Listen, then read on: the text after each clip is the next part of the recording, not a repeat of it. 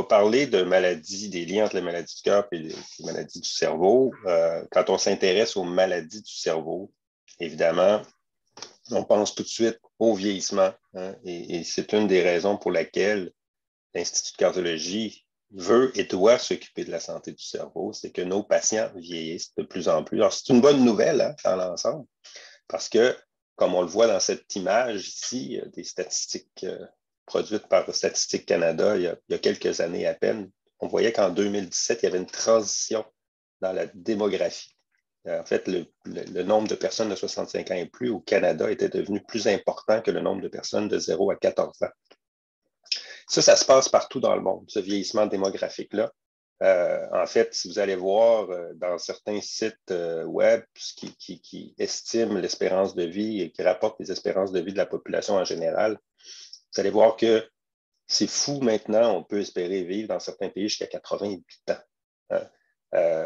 Au Canada, on est un petit peu en arrière. On le voit ici dans les statistiques canadiennes. On est 16e hein, quand même. On a pris un peu de retard. Hein. Il n'y a pas si longtemps, on était dans les pays les plus chanceux en termes d'espérance de vie. Alors ici, on est à peu près à 85 ans, avec les femmes à 85 ans, les hommes à 81 ans, pour une espérance de vie globale d'à peu près 83 ans. Donc, c'est énorme. Et là, j'ai juste pour vous faire un clin d'œil pour vous montrer que c'est vrai pour les 15-20 pays les plus chanceux, mais il y a quand même des pays qui tirent de l'arrière. Là. On parle de, par exemple, le pays le moins chanceux, c'est Central African Republic, qui affiche une espérance de vie de 54 ans. Mais dans l'ensemble, ce que ça veut dire, c'est qu'on vit plus longtemps, beaucoup plus longtemps.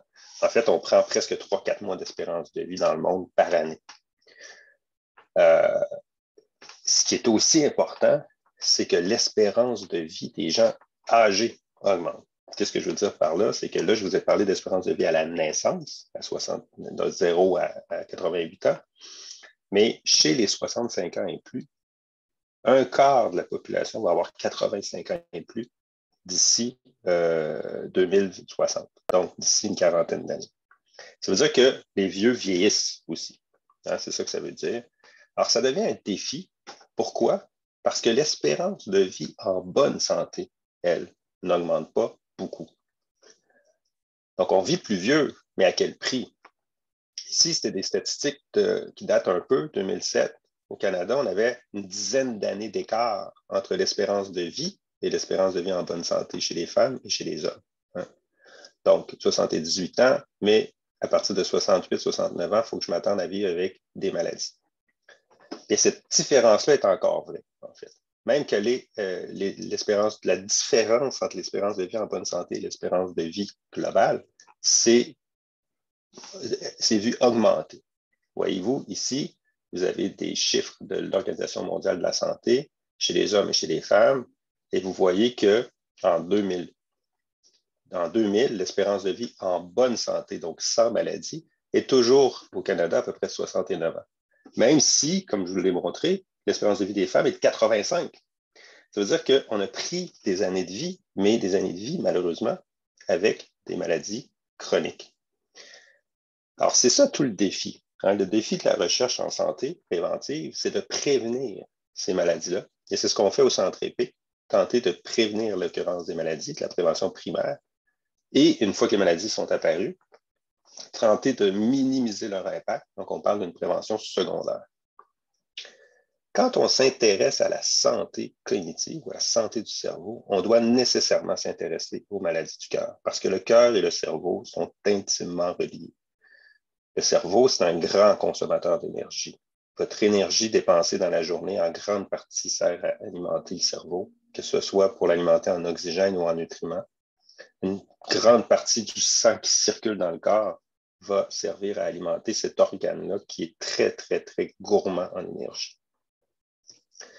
Donc, forcément, une maladie cardiaque va entraîner des troubles cognitifs et c'est ce que je vais vous montrer. Et ces maladies-là sont extrêmement fréquentes en vieillissant. Donc, c'est tout le lien avec le vieillissement dont je vous parlais tout à l'heure. Ce vieillissement démographique-là impacte notre pratique parce que jusqu'à 9 Canadiens sur 10 vont avoir au moins un facteur de risque cardiovasculaire. Okay? Ça, c'était en 2019. 9 sur 10, donc, va avoir au moins un facteur. 1 sur 10 Canadiens va avoir une maladie cardiaque. Okay? Et ces deux paramètres-là, le fait d'avoir un facteur de risque cardiovasculaire, là, je parle d'hypertension, je parle de diabète, je parle de surpoids, je parle de fumée, par exemple, de la cigarette. Ça, c'est des facteurs de risque cardiovasculaire. Dès qu'on en a quelques-uns, on augmente nos chances d'avoir des troubles cognitifs. Et même éventuellement de développer une démence, donc une maladie du cerveau. Ça, c'est très important de faire la distinction entre les deux. Hein. La maladie du cerveau, une démence, ce n'est pas la même chose que d'avoir des pertes cognitives normales pour l'âge. Les deux sont à distinguer parce qu'une grande partie des gens vont vieillir en santé, sans maladie neurologique, mais vont quand même avoir des déficits ou des troubles cognitifs normaux. Prenez par exemple le fait de comparer ici des gens qui ont des facteurs de risque cardiovasculaires, c'est VRF, c'est Cardiovascular Risk Factor, aux gens normaux, Healthy Control, des gens en santé. Et vous voyez tout de suite, ça c'est des chiffres de nos populations centripiques, que ceux qui ont des facteurs de risque cardiovasculaire ont des performances moins bonnes dès le début en mémoire, mais aussi au niveau de la vitesse mentale, le processus de traitement, et aussi au niveau des fonctions exécutives. Donc, cette capacité, les fonctions exécutives, c'est les capacités qu'on a de prendre des décisions dans le feu de l'action. Par exemple, ça peut être une décision aussi simple que démarrer au feu vert. Hein? Je suis dans mon auto, je suis en train d'attendre la lumière rouge, la lumière tourne au vert. Normalement, de façon quasiment involontaire, je vais partir, mais s'il y a un piéton qui traverse, bien, je dois prendre la décision, oups, je vais attendre. Donc, j'inhibe une action volontaire. Ça, c'est les fonctions exécutives qui font ça. C'est les mêmes fonctions qui me permettent de gérer plusieurs tâches en même temps dans la vie de tous les jours, par exemple. Alors, cette aptitude-là, tout de suite, va être impactée dès que le patient souffre de maladies cardiovasculaires, même relativement modérées. On sait par certaines études d'imagerie que c'est aussi, ces troubles cognitifs-là s'expliqueraient potentiellement en partie par des changements au niveau du cerveau qui surviennent chez les patients qui ont des maladies cardiovasculaires. Par exemple, ici, toujours avec des patients de chez nous, on voit un cerveau, hein, c'est un cerveau qui vous regarde dans le fond, on le voit de face, et on voit que les régions frontales du cerveau sont sollicitées dans une tâche cognitive, de fonction exécutive, donc une tâche de mémoire de travail où je jongle avec l'information. On demande aux gens on présente aux gens une série de chiffres et on leur demande de nous donner le chiffre qu'ils ont entendu deux chiffres auparavant. Okay? Donc, si je dis 3, 4, 8, 2, ben 8, 2, c'est le chiffre d'avant 8. Okay? La bonne réponse, c'est 8. Donc, il faut suivre comme ça une présentation de chiffres. Ça demande beaucoup de concentration. Ça demande des régions frontales très activées, mais chez le patient cardiovasculaire, ça demande encore plus des ressources mentales. Donc, on voit que son cerveau commence déjà à être moins efficace. Il va réussir la tâche de la même façon, mais en mettant plus d'énergie.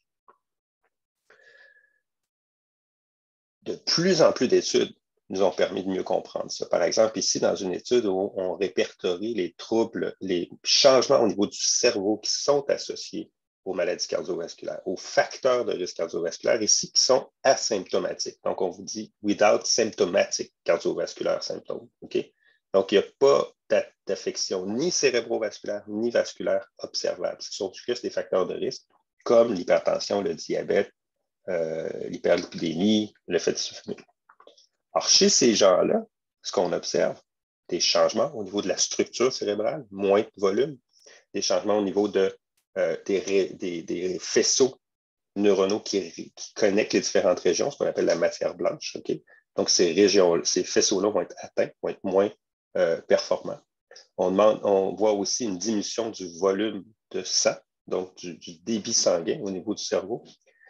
Et une diminution de connectivité entre les différentes régions. C'est ce que l'image représente ici. C'est une reproduction en 3D et en images informatiques des différentes et des millions de connexions qu'il y a dans les différentes régions du cerveau. Donc, on voit que les faisceaux de connexion ici, comme s'il n'y avait plus de cerveau. Et ces régions-là, ces faisceaux-là qui connectent les différentes régions du cerveau sont moins efficaces, sont diminués quand il y a plus de maladies cardiovasculaires. Le résultat de ça, c'est que dans tout le continuum de maladies cardiovasculaires que vous voyez ici, hein, du début des facteurs de risque comme l'hypertension, le diabète, jusqu'à une atteinte plus importante comme l'athérosclérose, les maladies cardiaques qui s'installent, jusqu'à l'insuffisance cardiaque à la fin du parcours. Tout le long de ce parcours-là, il y aura des atteintes dans les fonctions cognitives. Puis on voit ici que la cognition globale est affectée, que la vitesse de traitement de l'information est affectée, la mémoire, les fonctions exécutives dont je parlais tout à l'heure, dans l'espèce de mécanisme de contrôle du cerveau, atteint chez les coronariens, atteint chez les patients qui font de la fibrillation auriculaire, encore plus chez les patients qui sont insuffisants cardiaques. Et donc, tout ça va faire en sorte d'augmenter le risque de troubles cognitifs et d'augmenter le risque de démence chez mes patients. Donc, évidemment, des conséquences importantes que je vais vouloir modérer ou moduler pour aider mes patients au maximum. Une autre preuve ici des atteintes, ça c'est dans une étude qu'on a fait, nous, au Centre EPIC, avec des centaines de patients. C'était la neuropsychologue Christine Gagnon, qui est membre de notre équipe, qui a utilisé le MoCA, qui est le test d'évaluation des fonctions mentales qui a été inventé à Montréal. Et on voit que chez les gens qui ont peu de facteurs de risque cardiovasculaire, plus de facteurs de risque cardiovasculaire, qui sont coronariens ou qui sont insuffisants, on voit une diminution des performances. Et dans toutes les sous-échelles aussi de ce test-là, on voit des atteintes importantes chez nos patients. On voit aussi dans la littérature que ces atteintes-là, elles ne sont pas continues. C'est-à-dire qu'elles vont impacter le patient dès qu'il y a un événement. Ici, ce que vous voyez dans le graphique, en bleu, ce sont des patients qui vieillissent. C'est un suivi longitudinal de patients. Ils n'ont aucune atteinte cérébrale, ces patients-là, et ils vieillissent sur un certain nombre d'années. Okay? Par exemple, de 0 à 14 ans à partir du niveau de base. Ce que vous voyez en rouge, c'est la survenue d'un incident cardiaque, donc d'une maladie coronarienne détectée. Dès que la maladie embarque, on voit un déclin plus abrupt du fonctionnement cognitif global, de la mémoire verbale, de la mémoire sémantique ou des fonctionnements sémantiques et de l'orientation spatiale. Donc, des fonctions cognitives super importantes. Hein? La mémoire, là, c'est l'identité d'une personne. Quand je commence à perdre la mémoire, c'est mon identité qui est remise en question tranquillement. Et c'est pour ça que c'est si souffrant pour les patients qui sont atteints de démence en début d'évolution, pendant la période où ils sont conscients. Donc, vous voyez là que l'événement cardiaque, c'est vraiment un événement qui n'est pas bon pour le cerveau et qui va avoir un impact plus important sur le vieillissement de la personne qui en souffre. Ici, c'est l'insuffisance. L'autre que je vous montrais, c'est l'incident cardiaque, c'est la détection d'une maladie coronarienne, parfois avec une crise cardiaque, parfois non.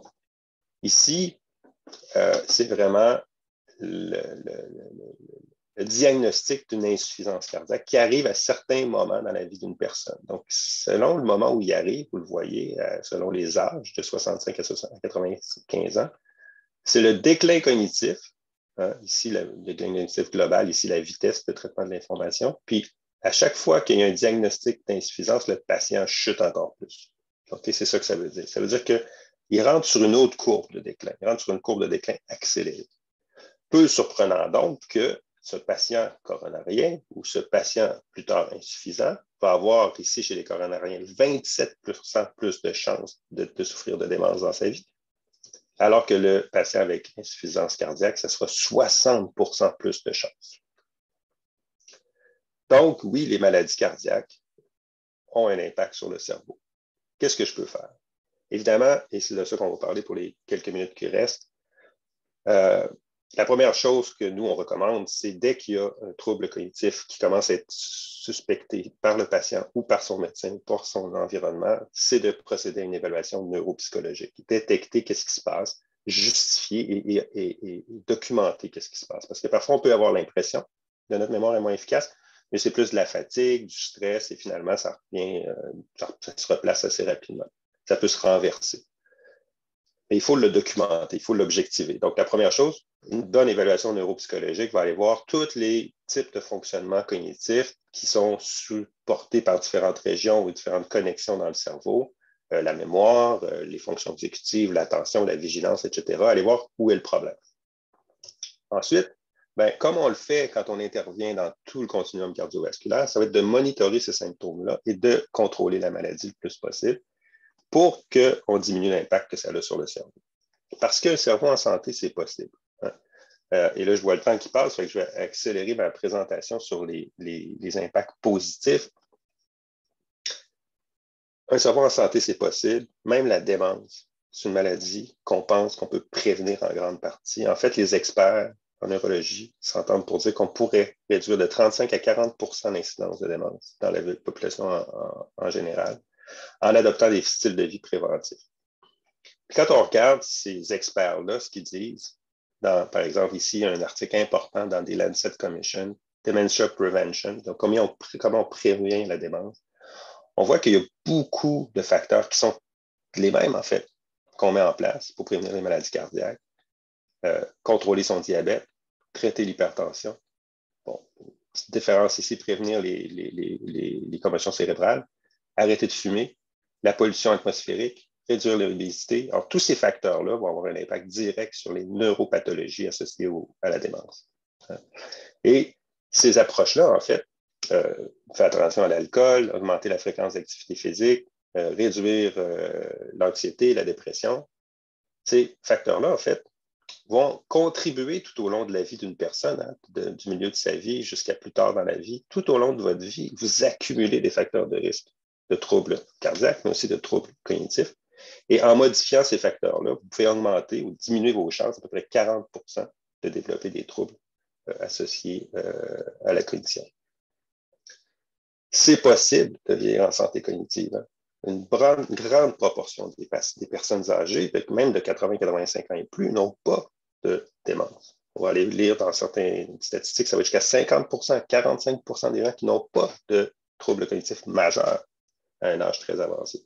Et des exemples, vous allez en trouver dans la littérature, qui vont nous orienter vers des stratégies. Par exemple, ça c'est paru en décembre de l'année dernière, en 2021, un petit reportage dans le journal Le Soleil sur Gérard Lavoie, 100 ans, comptable, toujours actif, donc encore capable de jongler avec les chiffres et de faire un travail professionnel important à 100 ans. C'est quand même pas rien. En fait, ce qu'on sait, c'est que les gens qui adoptent un mode de vie sain de façon très agressive après 60 ans, donc assez disciplinés, vont augmenter de beaucoup leur espérance de vie, leur espérance de vie en santé. Et le mode de vie simple, c'est un peu la formule EPIC, hein, la formule du centre EPIC, où on vous prescrit de l'exercice physique, une diète, un contrôle de l'alimentation, gestion des risques de stress, du sommeil, etc. Tout pour permettre un fonctionnement optimal du cœur et du cerveau. Par exemple, publié il n'y a pas longtemps sur l'Observatoire vieillissement, un article où on montrait que, selon certaines grandes études, dont une publiée en Grèce, avec 1000 personnes, on a montré qu'une amélioration de la nutrition pour une diète qui va contrer les troubles d'inflammation, donc des aliments anti-inflammatoires, vont aider à réduire les risques de démence avec l'âge. On parle ici donc d'une diète anti-inflammatoire, manger des légumes, des fruits, des grains entiers, le thé, le café, c'est très bon contre l'inflammation. Et éviter les aliments pro-inflammatoires comme les charcuteries, le vin rouge, les aliments ultra transformés. L'exercice physique, autre outil mode de vie extrêmement efficace. Je vous dirais que c'est le plus efficace présentement, là. On peut le réduire d'à peu près 25-30 les risques de démence chez les gens qui s'entraînent physiquement sur une base régulière. Vous avez sûrement vu cette diapo, si vous avez écouté les conférences de Dr Junot, hein, qui nous montre que les gens qui maintiennent une santé cardio-respiratoire optimale à 80 ans ont encore un VO2 équivalent à un sédentaire de 50 ans. Donc, leur performance cardiaque est exceptionnelle. C'est un peu vrai pour le cerveau. Et moi, j'ai eu la chance de côtoyer et d'évaluer Ed Whitlock, un marathonien qui, à 85 ans, faisait encore des marathons. Alice Cole, une coureuse de fond, qui a 86 ans maintenant, je crois. Et ce sont des gens extrêmement vigilants, actifs sur le plan intellectuel, qui sont très en forme et qui se maintiennent à un niveau d'exercice très important. Ce n'est pas nécessaire d'être marathonien. Un peu de sport à toutes les semaines, 3-4 fois par semaine, même 10-15 minutes par jour peut avoir un impact énorme. Ce qu'on sait, c'est que l'activité physique, et c'est démontré ici dans le graphique, influence les facteurs de risque cardiovasculaire. Comme je vous l'ai montré, bien, ça a un impact sur le cerveau. Ça va augmenter le output cardiaque, diminuer les symptômes associés aux maladies coronariennes, améliorer la capacité de marche, diminuer l'obésité, améliorer le contrôle glycémique, donc chez les prédiabétiques. Et de façon générale, ça a un impact énorme sur la qualité de vie. Je vous dirais que c'est la chose qui change le plus rapidement. Et ça améliore la cognition. Ça améliore la cognition sur la mémoire, sur l'attention, les fonctions exécutives. Comment ça fonctionne? On ne connaît pas tous les mécanismes qui expliquent ça, mais on en connaît de plus en plus. Et on sait, par exemple, que quand le muscle travaille, il produit ce qu'on appelle des myokines, des protéines produites par la fonction musculaire qui, circulant, va augmenter la présence de protéines qui elles-mêmes sont impliquées dans la neurogénèse, la synaptogénèse, donc la création de nouveaux neurones actifs, de connexion entre les différents neurones, va augmenter la production de certains neurotransmetteurs, leur disponibilité. Et tous ces mécanismes-là sont impliqués dans ce qu'on appelle la plasticité corticale, cérébrale. Et cette plasticité-là est essentielle à l'apprentissage, donc va augmenter l'apprentissage et la mémoire. Le résultat de ça, c'est que quand on observe dans les grandes études, comme par exemple l'étude Framingham aux États-Unis, le volume cérébral des gens âgés, en fonction de leur niveau d'activité physique, on voit clairement que plus les gens sont actifs, plus leur volume cérébral total est important. Donc, quand on les compare aux inactifs, ils sont avantagés. On poursuit, nous, des études au centre EPIC de façon très importante, des grandes études pour essayer de mieux comprendre ces mécanismes-là, mieux comprendre pourquoi, parce qu'on veut mieux prescrire quel type d'exercice, quel volume, à quel niveau, parce que, évidemment, pour un patient de 70, 75, 80 ans, on ne va peut-être pas pouvoir prescrire la même chose qu'à un jeune de 60 ans. Alors, et j'ai fait exprès pour dire un jeune de 60 ans, alors, évidemment, on doit comprendre quelle est la dose minimale d'exercice pour maximiser les fonctions cérébrales. Alors, on est équipé avec un gym recherche. On est équipé aussi avec tout ce qu'il faut pour mesurer le fonctionnement cérébral. Il y en a qui vont reconnaître la salle 1 du centre EPIC. Il faut mesurer la fonction cérébrale des personnes en action. On corrèle ça avec le fonctionnement cardiovasculaire, comme ici lors d'un test de VO2 où on mesure la fonction cérébrale, mais aussi à l'aide d'imagerie du corps, du cœur et du corps, de composition corporelle, ou à l'aide de tests sanguins qui ont des marqueurs, des biomarqueurs de santé cognitive et vasculaire. On va essayer de mieux comprendre quelle est l'interrelation entre la santé cardiaque et la santé du cerveau. Parce qu'on sait que même chez les patients, et là, je vous montre une preuve de ça, même chez les patients qui sont en réhab cardiaque, qui sont des patients déjà malades sur le plan vasculaire, l'augmentation et l'amélioration du VO2, de la capacité cardio-respiratoire, est associée, on le voit ici, chez les iFit, dans mes patients cardiaques, ils ont de meilleures performances au niveau de l'attention, au niveau des fonctions exécutives et de fonctionnement global que mes patients moins en forme. Pour le même niveau, c'est des patients malades, là, mais je fais juste les entraîner en réhab cardiaque et j'augmente leur cognition, c'est ça que ça veut dire. Même chez les patients qui ont, et ça c'est une étude qu'on a publiée nous avec Florent Beignet, qui est un postdoc dans mon labo, une étude où on a entraîné des coronariens, des insuffisants cardiaques et des patients qui ont une transplantation cardiaque. Et quand on compare ces patients-là aux normaux, on se rend compte que la VO2, la capacité cardio-respiratoire de ces patients-là, plus elle est augmentée, plus elle améliore les fonctions exécutives. Donc, le lien entre les troubles cognitifs et la maladie cardiaque qu'est l'insuffisance cardiaque peut être modulé par le maintien ou l'amélioration d'un fonctionnement de la capacité cardio-respiratoire de ces patients-là. Donc, c'est quand même très, très important de comprendre cette dynamique qui n'est pas évidente à comprendre. Encore une fois, cardiaque préhab, baseline, 3 mois, 12 mois, une augmentation de l'attention, une augmentation de la mémoire après 12 mois d'exercice. Donc, on voit ici que la fonction cognitive, la mémoire, l'attention augmentent avec l'entraînement physique en réhab cardiaque chez les patients qui ont déjà une maladie du cœur. Un autre truc important pour nous, l'entraînement cognitif, la stimulation cognitive. Alors, la stimulation cognitive, on la fait comment? On développe des logiciels qui permettent de stimuler l'attention, la mémoire, les fonctions exécutives, le contrôle de l'attention, faire 2 choses en même temps, par exemple. Donc, on développe ce genre de logiciel-là adapté à nos patients pour la clinique. et aussi pour la recherche, pour faire ce qu'on appelle des interventions combinées, donc où on fait de l'entraînement de l'entraînement physique, mais aussi de l'entraînement cognitif pour améliorer le fonctionnement global de nos patients. L'entraînement cognitif, c'est très efficace. Je vais reculer en arrière pour vous montrer une étude qu'on avait faite il y a longtemps avec André Deneau et Raymond Cartier, anesthésiste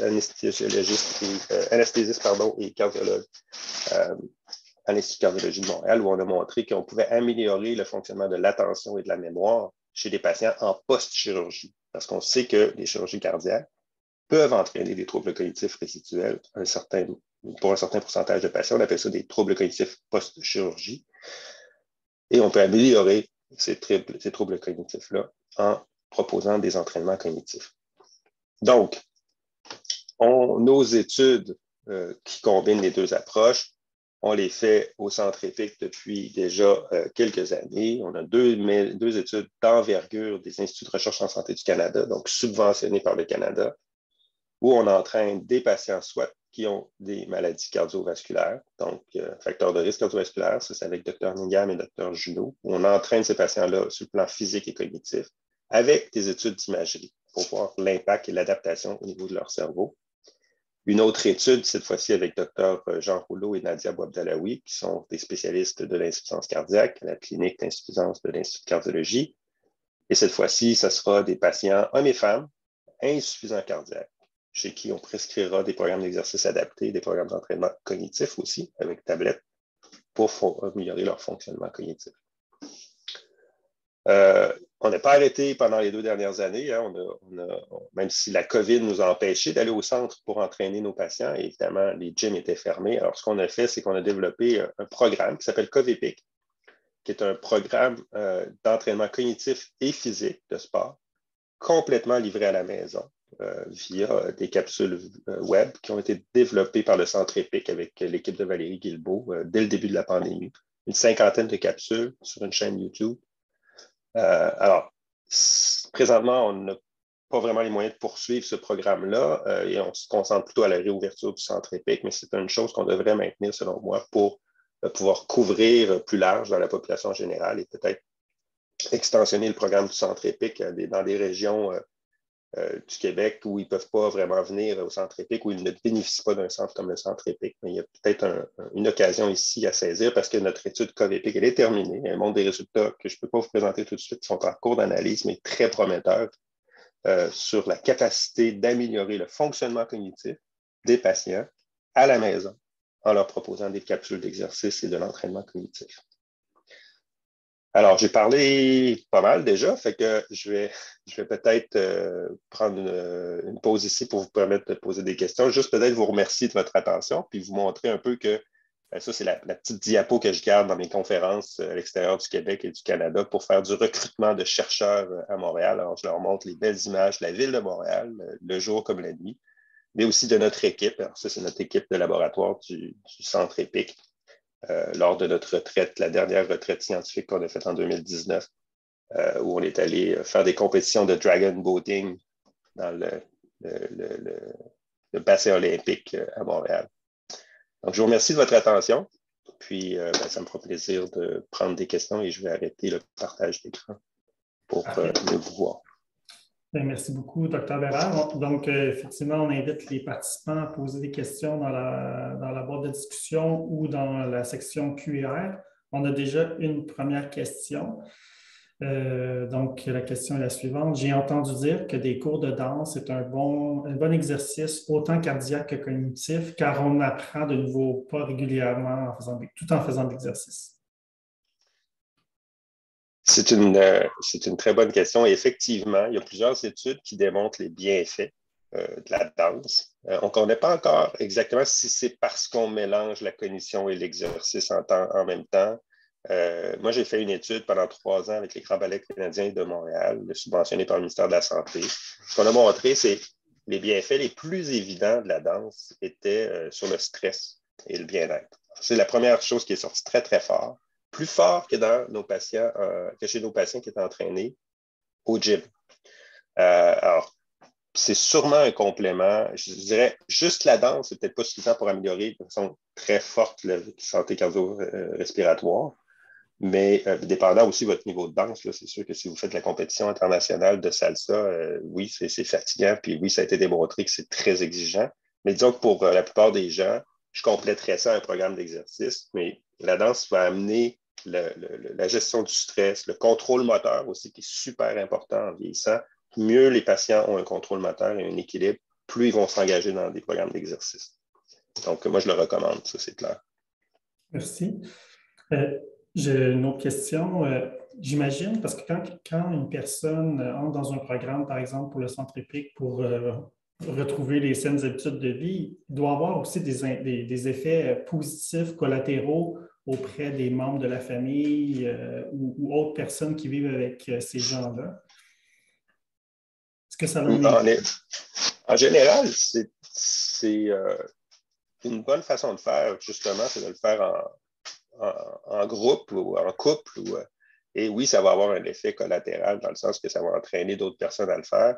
Ça entraîne aussi un niveau de confiance. Se prendre en main donne un sentiment on appelle ça l'empowerment en anglais, on utilise beaucoup ce terme-là, c'est-à-dire qu'on donne l'impression aux gens de se prendre en main puis de prendre en main leur vieillissement. Puis juste ça a été démontré que ça a un impact sur le fonctionnement cognitif. Alors, c'est vraiment une activité qui va avoir un impact beaucoup plus large qu'on pense sur la qualité de vie et de notre environnement. Et en le faisant, on rend service à quelqu'un d'autre aussi, presque à tout coup. Oui, effectivement, on multiplie, on a les un bénéfices. effet multiplicateur. J'ai une autre question. Que faire étant déjà patient cardiaque à l'ICM, étant habitué habituellement à faire mon tapis 5 fois par semaine? Me voilà maintenant que mon tapis me provoque de l'angine. Moi, je vous encouragerais à retourner voir votre médecin là, parce qu'il y a peut-être une question de prescription d'exercice, peut-être la dose ou l'effort, le niveau d'effort est à revoir. Il peut y avoir des changements aussi. Hein? Ce n'est pas parce qu'on s'entraîne qu'on n'aura pas de complications, qu'on n'aura pas de maladie. Là. Alors, moi, je vous encourage, et ça fait partie d'une approche préventive globale. Là. Moi, je ne suis pas là pour dire faites de l'exercice, de la danse, de l'entraînement cognitif et tout est réglé. Il faut continuer à suivre ces symptômes. Si vous avez des inquiétudes, voyez votre médecin parce que la première chose à faire, c'est de bien contrôler les maladies chroniques qu'on a. Si les gens vont au gym 4 fois par semaine, mais qui ont du diabète mal contrôlé et qui ne mangent pas une bonne alimentation, ben, ça ne balance pas. Là. Ça ne donne pas le droit de manger plus de chips parce qu'on s'entraîne, malheureusement. J'ai une autre question. J'aimerais vous entendre sur la cohérence de la fréquence cardiaque. La cohérence cardiaque, ça, c'est quelque chose qui est de plus en plus étudié. Je vous dirais, est-ce que l'impact que ça a dans une approche préventive globale, je ne le sais pas encore. Chose certaine, c'est de plus en plus associé au fonctionnement cognitif aussi. Donc, cette cohérence-là est importante. Ça, sur le plan des fonctionnements cognitifs, c'est certain. Et c'est étudié de plus en plus chez nous aussi. Par contre, est-ce que les approches qui permettent de l'améliorer ont un impact réel à long terme sur le fonctionnement cognitif? Ce n'est pas encore super bien démontré. Mais ça va être à suivre, c'est certain. Parfait. Autre question. Est-ce qu'une personne de 70 ans et plus, peut avoir les mêmes améliorations de fonction cognitive par l'activité physique? Est-ce vrai dans le fond, à tous les âges? Oui, les améliorations ne sont pas tout à fait les mêmes. C'est-à-dire que certaines fonctions cognitives sont plus malléables à 65, 70 ans par l'exercice qu'à 80. Donc, ça ne touche pas les mêmes fonctions cognitives, mais ça améliore beaucoup. Je vous dirais même que ça améliore plus en termes de quantité, ça améliore plus les personnes plus âgées, plus sédentaires. Donc, clairement, il y a un gain à aller chercher. Plus on vieillit, plus on a intérêt pour la cognition, en tout cas pour le cerveau, à augmenter notre niveau d'exercice. Merci. Je ne vois pas d'autres questions dans le chat. Peut-être une dernière. Qu'est-ce que les dons que vous recevez vous permettent de faire? Le meilleur exemple, c'est COVEPIC, hein, le programme dont je vous ai parlé. Nous, on a lancé ça écoutez, le 13 mars, si vous vous rappelez, le 13 mars 2020, le Québec fermait ses portes, hein, à toute fin pratique. C'était le lockdown du gouvernement Legault.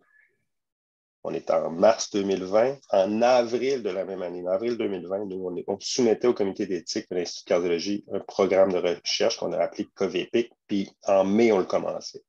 Ça, là, c'est pratiquement impossible à faire quand tu n'as pas des supports de ton organisation. Parce que le temps d'aller chercher une subvention fédérale ou provinciale pour faire ça, ça aurait pris une année. Donc, nous, en 2 mois, on a assez d'études. On est en 2022, l'étude est terminée, on est en train de publier les résultats. Alors, c'est ce genre d'agilité-là qui est inégalé, en fait, quand on a un support financier pour faire nos projets de recherche. Nos équipes sont déjà en place. Le centre fermait. Donc, nos équipes se sont mis à monter le projet à distance. Et puis, écoutez, c'est merveilleux ce qu'on a réussi à faire. J'ai hâte de publier les résultats. L'étude est déjà publiée.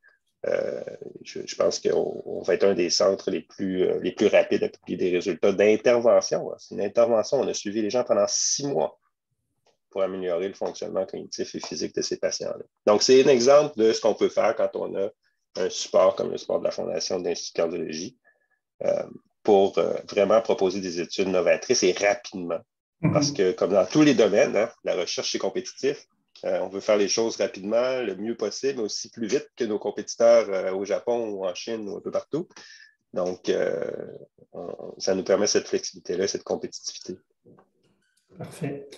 Docteur Bérère, merci pour votre présence ce midi. Je pense que tout le monde va avoir apprécié le contenu. Je pense que c'était vraiment instructif. Puis aussi, bien de voir à quel point, quand on se prend en main, quand on a des saines habitudes de vie, bien, ça nous permet de vivre avec une meilleure qualité de vie plus longtemps. Donc, merci beaucoup. J'espère que tout le monde a apprécié aussi et pu voir à quel point votre contribution à la Fondation de l'Institut de cardiologie de Montréal contribue à toute fin pratique à toute la communauté. Donc, je vous remercie à tous et je vous souhaite une excellente fin de journée. Merci. Merci. À bientôt tout le monde. Au revoir.